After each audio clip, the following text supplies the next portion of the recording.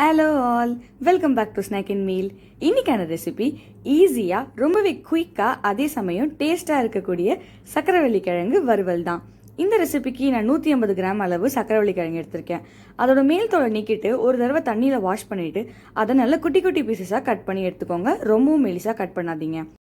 பேனில் 2 table spoon எண்ணெய் add பண்ணி 1/2 ஸ்பூன் கடுகு சேர்ந்து கடுகு நல்லா வெடிச்சதும் கொஞ்சமாக கருவேப்பிலை சேர்த்து அதை லைட்டாக வறுத்துட்டு கட் பண்ணி வச்ச சக்கரவள்ளி கிழங்கு துண்டுகளை ஆட் பண்ணி எண்ணெயிலேயே ஒரு 2 நிமிஷத்துக்கு நல்லா வறுத்துக்கோங்க.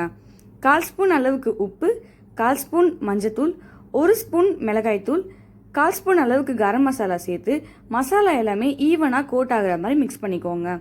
சக்கரவள்ளி கிழங்கு லைட்டாக வாயு பிரச்சனை கொடுக்கும், அதனால 2 பிஞ்ச் அளவுக்கு பெருங்காயத்தை சேர்த்து நல்லா மிக்ஸ் பண்ணிக்கோங்க.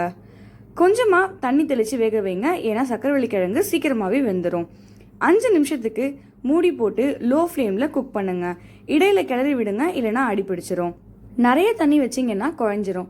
நல்லா சாஃப்டாக வெந்திருக்கு. இந்த ஸ்டேஜில் கேஸை ஆஃப் பண்ணிடுங்க.